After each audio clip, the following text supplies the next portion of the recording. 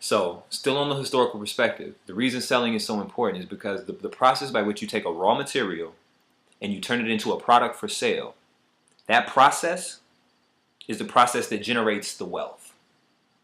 And then when you sell it, because the wealth is generated when you sell it.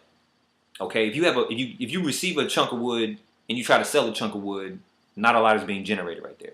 You take a raw material like a chunk of wood, do a process that involves an employer, an employee, and a in the production of a good or service, that creates a synergy that amplifies the value of that good, and then you sell the good, and then that's where the money is made. So the money is made in the creation of the product. The money is made, the economy is vitalized and runs on the energy of the creation of products. Businesses that make products, who hire employees that make products, that create products. I'm just trying to incorporate all these elements. The employee gets created, the employer gets created, the employee gets created, and the product gets created. Those are economic stimuluses that create a synergy of economic activity that leads to prosperity. That's why it's important to make things, to manufacture things. That's where the money is made. I hope I'm explaining that clearly, man. The raw material, whatever it may be, a piece of cloth, you turn it into a quilt. You know, raw cotton into a blanket. That process by which it is taken from a raw material into a finished product is where the wealth is created. And you get to cash in on that wealth that was created when you sell the product. That's why selling is so critical. That's why manufacturing is so critical. We've known this for thousands of years. It's been in heavy practice for the last few hundred years. Everybody that runs economies knows this. They're not incompetent. So that's how you know it's on purpose. And the biggest reason you know it's on purpose, which is just me reiterating that, is that the U.S. did this 200 years ago, 100 years ago. You don't think the economists now study economies back then? Who wouldn't study the U.S.? If you're an economist making policy for U.S. businesses in the U.S. economic structure, you wouldn't study the history? They know this. They come from this. They know how our wealth was created. They know how England's wealth was created. Through manufacturing. They know how wealth is created now. How's China making money? But besides lending it to us? Selling. Manufacturing. Producing goods and services. I'm going to keep hammering this point home. You got to make stuff. You got to make stuff and you got to sell it. So that's what we got to get back in. That's what we got to get back into as a country. And that's what we have to get back into as a community. Because the same economic principles work on every level. Sell. Make it and sell it. And if you're part of a network of entrepreneurs who are making and selling things to each other, and you all live in the same community, and you were all invested in the same community, that community will thrive. Period. There is no hidden science to this. There is no hidden science to this. Okay? I just want to make sure, that I'm very clear that historically the laws were set in an opposite fashion in order for us to be successful. We used to protect our manufacturing industry to encourage domestic production, to encourage domestic selling, to encourage employment within the borders. Is now of a financial benefit. It used to be a financial benefit to do that locally. Now it's a financial benefit to outsource it. Legally, it's a financial benefit. The laws are designed that way now. So really think about that. About, the different levels about, think about it practically, but then also think about it like on a deeper level. Like, why is that? Don't let them plead incompetence. Don't let them play you for a fool. They're not incompetent. This is strategic. This was a strategic dissecting of the U.S. economy. And the reason I know that is because I studied them do it to the South American countries. I saw them do it to the African countries. And then now they did it to the U.S. And we're going to get hit just like they got hit.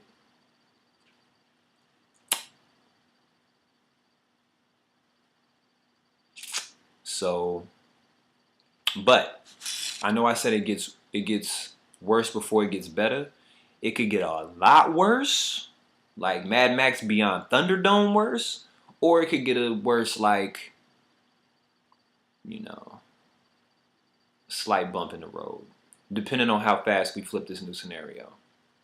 But waiting on this old system to get it together and suddenly become a just system of justice and balance and equality economically is never going to happen.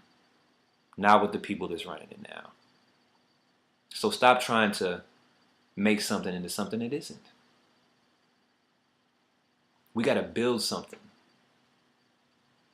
Don't worry about trying to fix this system. This system is on autopilot and it is corrupt, it is unjust, it is unequal, and that's not going to change in the near future. That's not going to change in time for us to save ourselves. It's not. The only thing that's going to save us is if we take control of this economic paradigm in the sense of when it comes to the community.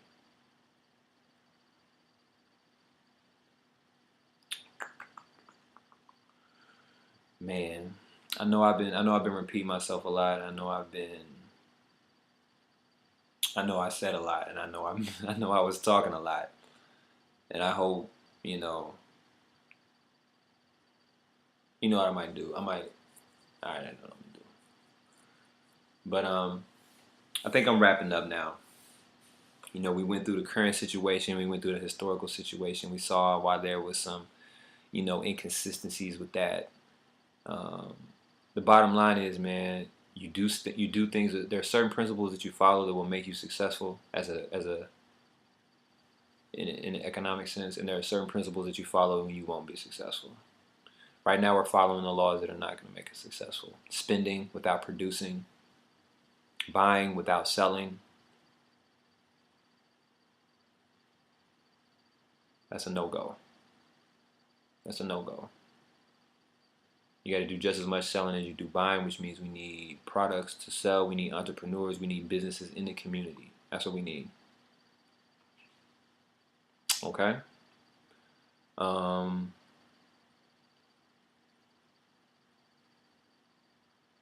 No other way to put it. That's how money's been made throughout history. That's how it's going to continue to be made. So 2 more quick aspects, and then I'm going to really wrap this up.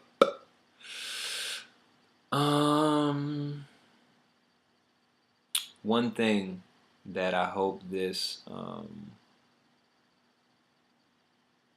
has taught us is that it's important to be self-sustained, or at least better sustained by local economics and things of that nature, especially for essentials. In reality, you need to be self-sustaining for your essentials. So your food, your water, your shelter, your medicine. You need to be able to produce those things on your own. So if that means gardening, if that means knowing how to find water, clean it, and procure it for yourself, if that means learning different medical procedures, learning the different medicinal properties of the herbs, if that means learning how to build a cabin, you need to be able to provide the minimum for yourself, if worse comes to worse. Otherwise, your survival is dependent on someone or something else if you don't have those skills to produce food, water, shelter, medicine for yourself and your family and those you love. So that's one thing to take away from this. Another thing, I'm just going to reiterate a couple points. As a community thrives, the individual thrives. You know, if you're a part of a network of entrepreneurs and you're all supporting each other's endeavors and each other's agendas and you're supporting each other's businesses, the better they do, the better you're gonna do. Because the better they do, the more money they're gonna spend. Where they gonna spend it at? With you. Where you gonna spend your money at? With them. Everybody stays afloat. So that's the basis.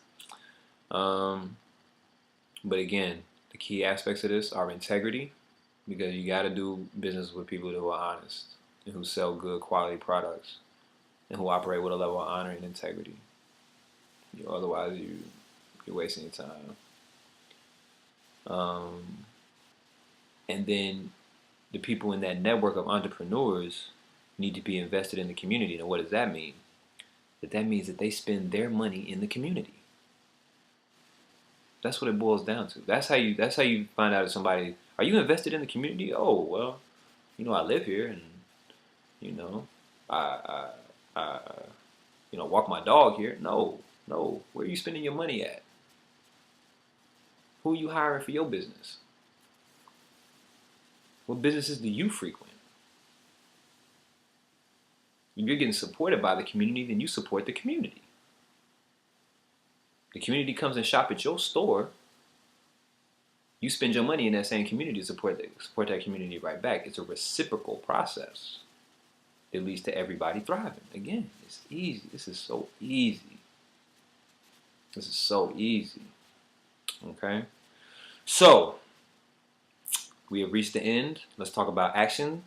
Because there was a lot of theory, there was a lot of history, there was a lot of facts dropped, a lot of knowledge dropped. Some of it was my opinion. A lot of it was fact. You can look it up yourself. Look at how England developed their industry. Look at how America developed their industry, and how those laws are totally opposite right now, which is why we're failing right now and why we succeeded then and we're failing now. But I'm not even talking about America as a whole. I'm talking about local communities, because that's really what's going to bring this thing back. Is building up community economics in local communities, and have local communities take back control of their buy-sell trade scenario dynamic. So action steps. Boom. First and foremost, save. Save some money. Save some money, right? So save a little bit of dough up, but then what are you going to do with it? Save money not just for the sake of saving money to see how much you can get. Save it to have a purpose, to invest in something that is going to bring value back to you. Invest it in a business of your own. Investing in a business of your own will help bring value back to you. Investing in someone else's business will help bring value back to you. And even if you don't invest in a business yet, or invest in somebody else's business yet, at least buy things that bring value back. Don't waste money. Don't waste money. Spend things on products. Think about this. Think about it like this. It should. How many when you buy something, will you still be using it in a week? Will you still be using it in a month? Will you still be using it in a year? Will you still be using it in 2 years? In 10 years? That's the what level of what quality of service are you going to get from that item? That's how you need to judge these things. If you're spending most of your money on stuff that no longer has value after a month, you're hustling backwards. You're hustling backwards. So save it, spend it on things that return value back to you. And then another step to that is think about what business you're going to open. Save money for that. Even if it's something small, you don't need a storefront. Sell it out your house. Sell it however you can sell it. Just sell something. So invest in a business of your own. Invest in a business of somebody else's. And then the next action step is support other people in your network. Support their endeavors. Even if you don't need it. Who cares if you need it or not? Hopefully you do need it, and hopefully it is of a high quality. But support these people's endeavors, because that's what makes the system go. Okay. Other than that, that's about it, man. Let's build this back up. Let's support each other, support the community, and build this economic power back up from a local level. Everybody get a business. Everybody support each other's businesses. We'll get money. Let's get it.